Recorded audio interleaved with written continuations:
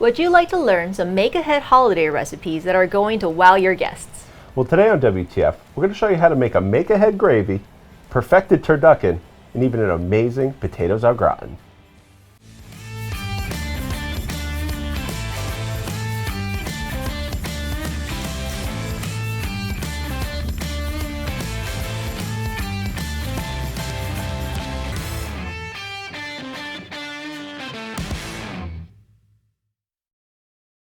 Hello and welcome to WTF, where we transform food here in the Modernist Pantry Test Kitchen. I'm Chef Scott Guerin.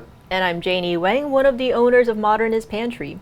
Here on WTF every week we talk about unique ingredients and techniques and show you recipes that you can do in your kitchen. So remember to subscribe and ring the bell and you'll get notified of our episodes when they come out. And this week we're going to be showing you how to make a turducken and a potato au gratin because we are feeling like we're in the holiday spirit already a little bit. So we're going to show you how to make these things ahead of time, but you can still pull them out the day of, finish them, and have them taste as good as the day you made them. Alright, so we're going to be doing mostly demos today. We're going to be demoing the turducken, the potatoes, and then also showing off a little bit of a gravy that we came up with before. That's amazing. So Scott, let's get right into the turducken, which I love the concept of it. It just seems so much fun, but I've never seen it well executed. And why is that? Alright, so a well-executed turducken would take a chicken, a duck, and a turkey, and you must cook them all perfectly while they're stuffed in each other. And you can imagine how difficult that is because the turkey on the outside is going to capture a lot more heat than the chicken that's on the inside. So while you may have perfectly cooked chicken, overcooked duck, and really overcooked turkey, there's got to be a better way. And it's the novelty of it, but there is a lot of good things that can come from a turducken. The fat of a duck, the flavor that you get from a turkey, which is classic for the holidays, and then the nice tender chicken.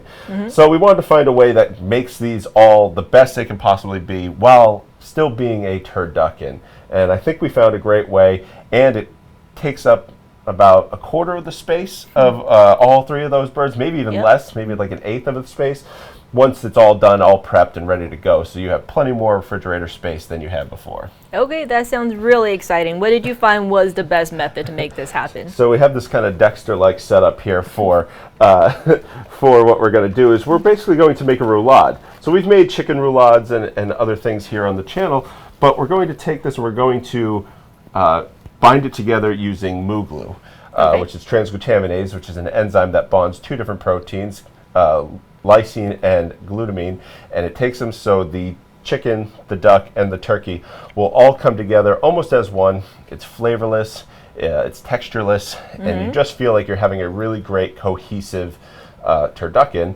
that doesn't fall apart and none of them are overcooked, and we can get to the cooking part in just a minute. But let's kind of put these together and show how it comes together. So one of the best parts about this is that you can salt the inside of the turducken, where generally, and that's your turkey right there, layer one. The biggest one's always going to be the turkey, so that's on the outside. It can kind of wrap everything in on the inside. And we have a duck breast. Generally, the duck breast is actually smaller than a chicken breast, depending on the chicken that you get or the duck that you get. But it's totally fine. It should still go in the middle. That way, you have kind of a gradient of white meat to a darker meat like the duck, and then a lighter meat like the chicken as well. And we just butterfly these out. We don't want them to be too thick. So, actually, get ahead of myself. The big part of this is actually the transglutaminase. So, like I said, this is an enzyme that will bond the two or three proteins in this case together. So you just want to sprinkle this on lightly. You can also make this into a slurry if you wanted to.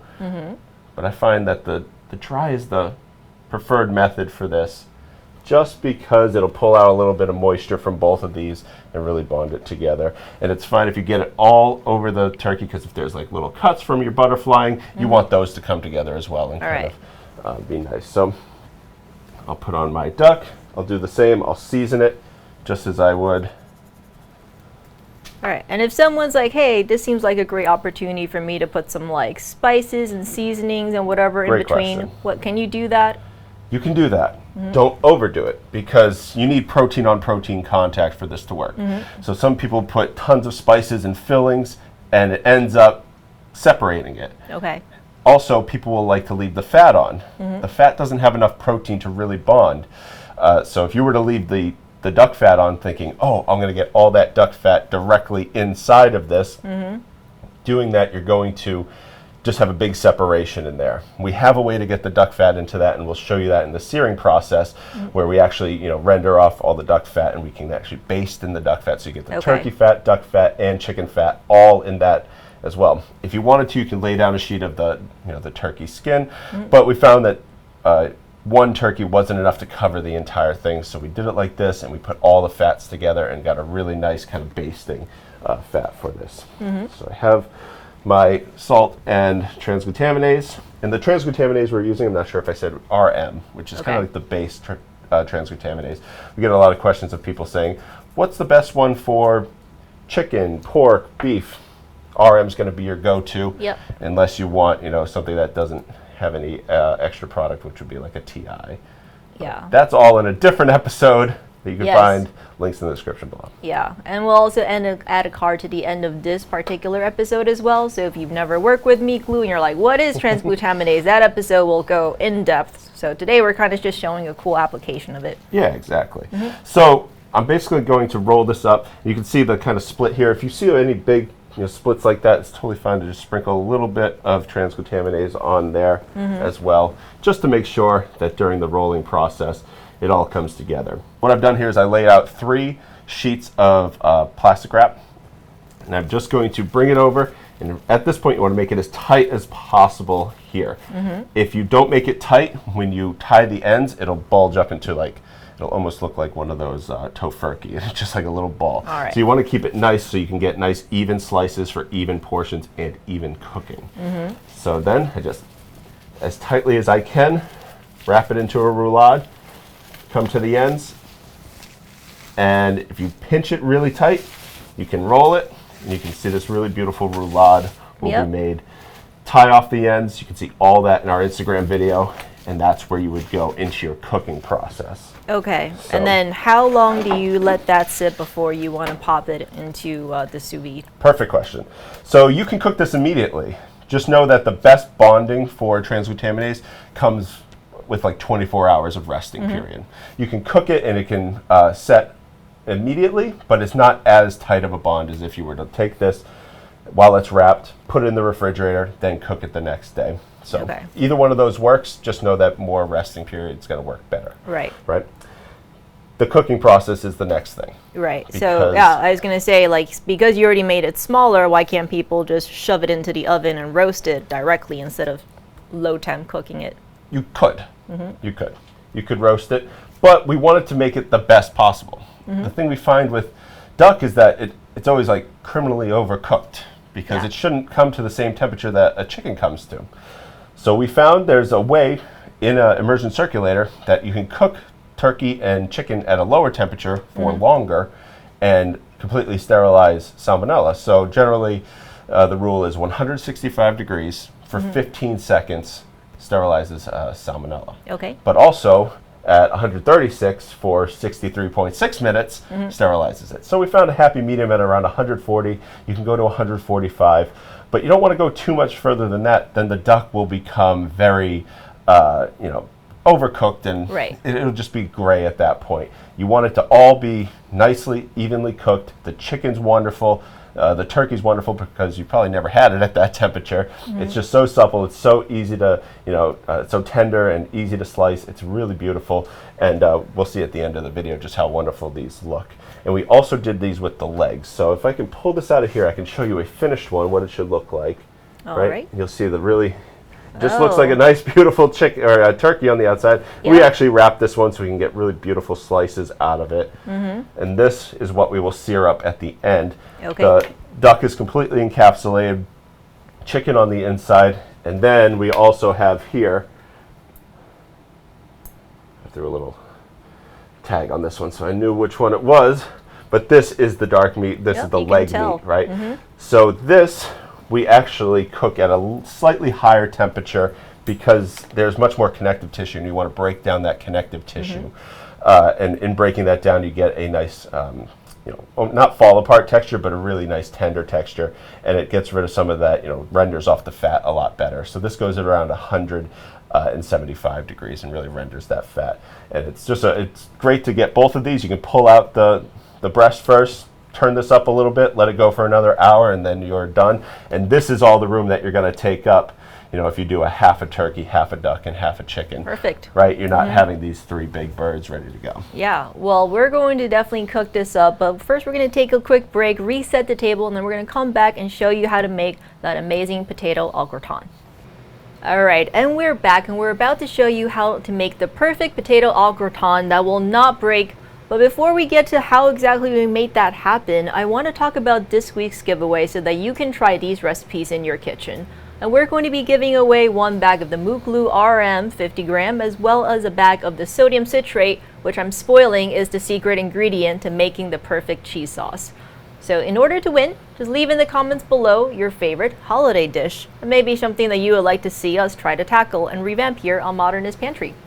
All right, so Scott, while we're waiting for that other turducken to finish up, I know we talked about, what's a common problem that people face when they're making holiday dishes, and this definitely come up as something that I run into all the time, which is you make the au gratin, and then everything separates and it gets gross, and the leftovers are not as good. How do we solve that problem? So it's pretty simple. It's just like making any other cheese sauce that we make, is we add some sodium citrate. Sodium citrate takes the protein and the fat, and it emulsifies them so they melt evenly. And what you're seeing on the top is actually the fat melting out and the protein solidifying in with those potatoes, so you get that fatty layer on top. It's not as appetizing, definitely not as appealing when you look at it, but this completely solves it, and you get a nice even coating on top, and as well as if you look at this, the browning on the outside is really perfect, and you can just reheat it the next day and it tastes just as you made it today. So how long ago did we make this one? So that one's a day. That's 1 day ago I made this. Took it out, completely chilled it overnight, took it out, popped it into the refrigerator. It's going to be the same after 2-3 days. It's not going to degrade or anything because it's just potatoes and cheese.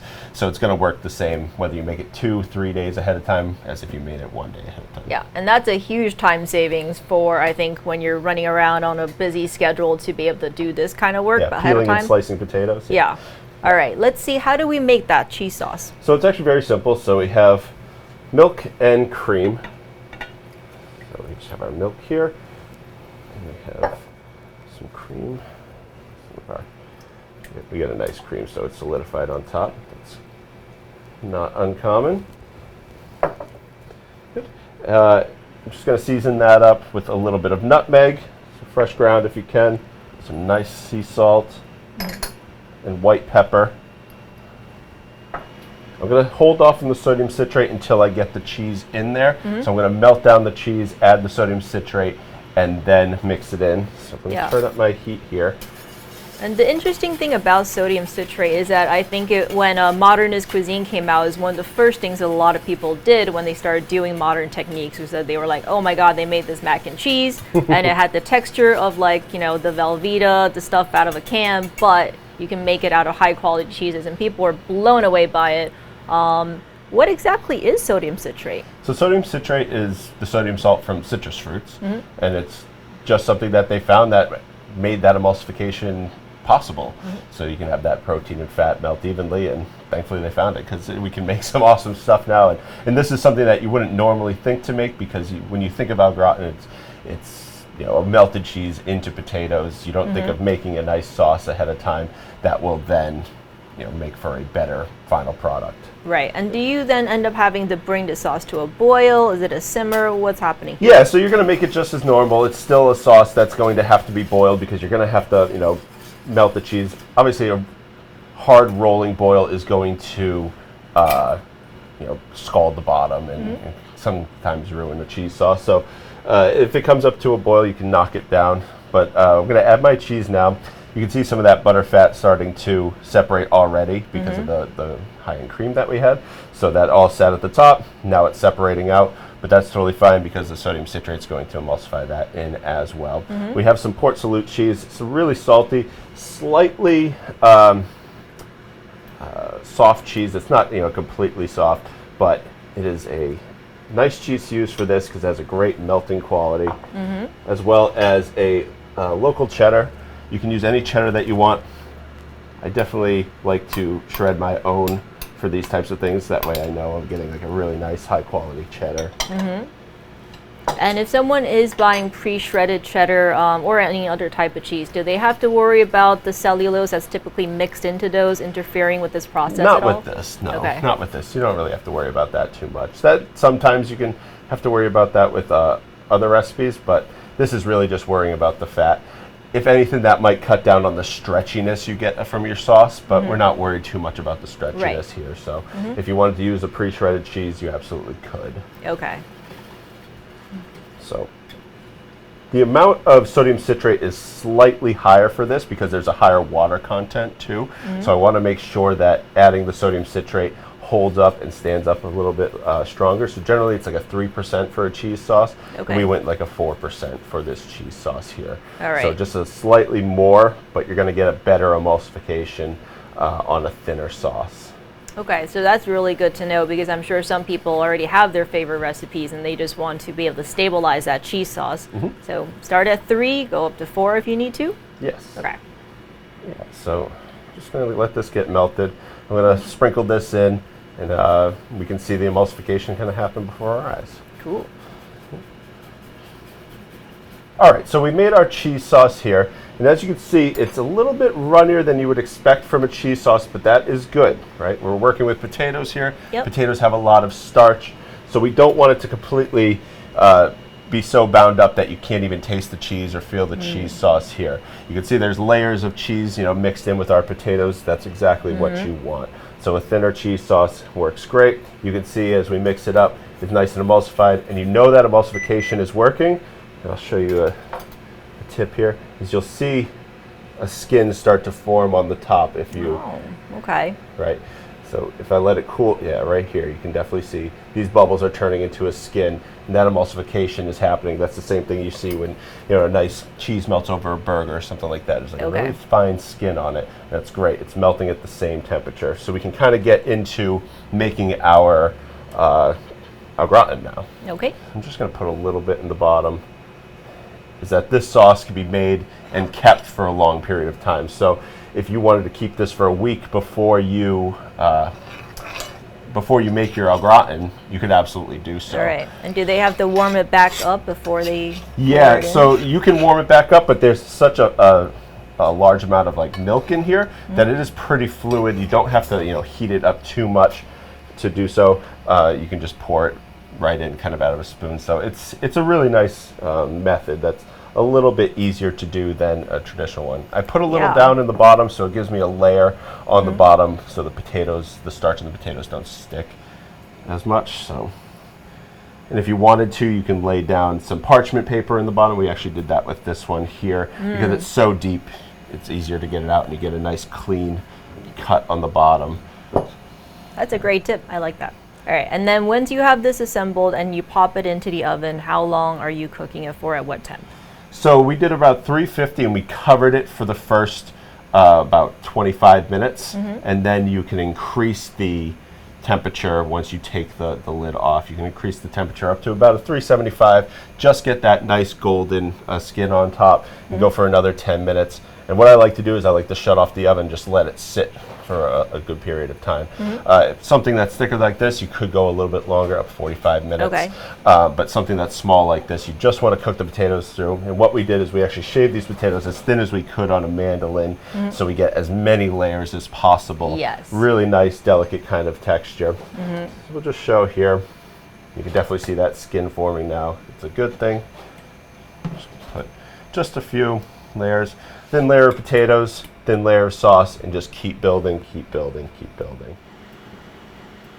All right, our gratin's made. Our roulades are done. All we have to do is sear them. So we want to get a nice golden brown on the outside. If you happen to have a deep fryer at home, you can use that. But if not, you can just sear right in a pan as you normally would a steak or a chicken breast or anything like that. So here we have our rendered turkey fat, duck fat, chicken fat, so we're going to put that directly in. You'll hear a few splatters because we render in water. Okay. But this flavor is going to be added directly to the chicken itself, or the turducken. It's not just chicken. Yeah. The turducken itself, you can, if you're here, you can smell this immediately when we start heating that up. Yeah. Right. So you want to sear it off. Okay. And then if someone made this the day before and now they're ready to sear, what temperature do you recommend they bring that up to? I like to take it directly out of the bath, dry it, and then sear it, and you don't have to heat it up at all, right? So if you're going to be cooking this for a like a family meal, you can have your immersion circulator bath going, pop it in an hour, it's heated up through, and then you just sear it off and it's ready to go. So you don't have to heat it and temp it or take anything like that. It's already heated through to the perfect temperature. Just needs a sear and a slice. Great. So let's get that. And I like to dry it off. You know, it's wrapped up, so there's a lot of moisture on the outside, and the less moisture makes for the best contact on a sear. So we put that directly down. So let's get this seared up, and then we can slice it, and we'll see what it looks like on the inside. Perfect. Cool. All right, this is all seared up. Basted it in duck fat, turkey fat, chicken fat, a little bit of thyme. It smells amazing in here right now. It should. So great. We have this. It's cooked perfectly all the way through. Okay. So and unlike a traditional roast, you don't have to rest this at all? Don't have to rest it. Nope. It's already pretty much done its resting because it never gets up to too high of a temperature. Very high temperature, you have to let those temperatures regulate and redistribute any moisture. This is just set at a temperature. It's the beauty of cooking with an immersion circulator. Awesome. So I'm going to take this and we're just going to slice it down because the outside is hot. I'm going to use some tongs. Remember, this is tied, so you'll have to get the strings off. But let's just take a look on the inside of that, right? Ooh. Our duck is beautiful. It's just about medium. Chicken, turkey, completely done.